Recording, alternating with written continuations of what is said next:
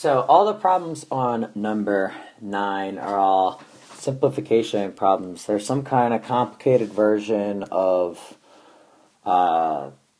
some trig function, a combination of trig functions, and I have to simplify each of them down to a number or some kind of other more simple version of whatever it says there.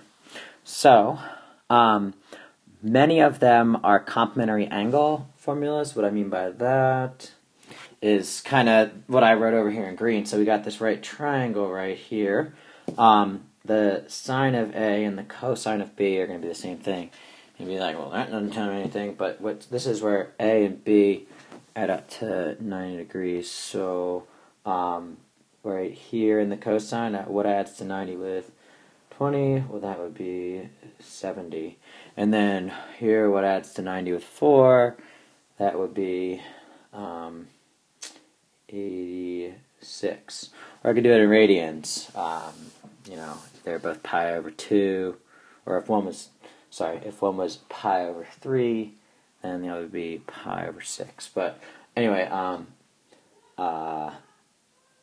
that's what a lot of these are using. This one does not use that. It uses something else, but I figured that this would be a good spot for me to say that. One other thing that I'd like to specifically point out with letter A is that my red number 1 here is correct. This study guide has a typo on it that says E, but I think I caught that with each of you before we left class. Anyway,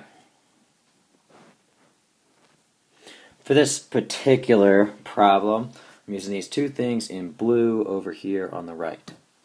Notice I have secant squared of pi over 3.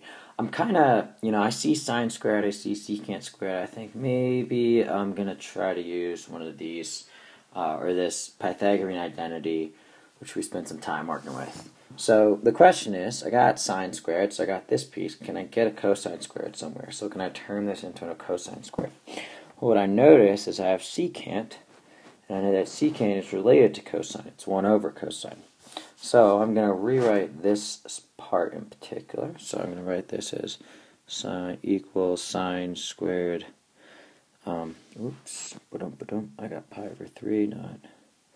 So sine squared pi over 3 plus 1 over 1 over. So I'm replacing this cosine squared of pi over 3. So, rewrite this. The first term doesn't change. Sine squared pi over pi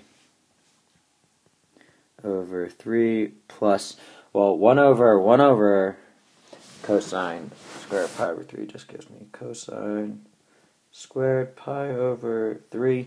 And notice now it's I got the sine squared of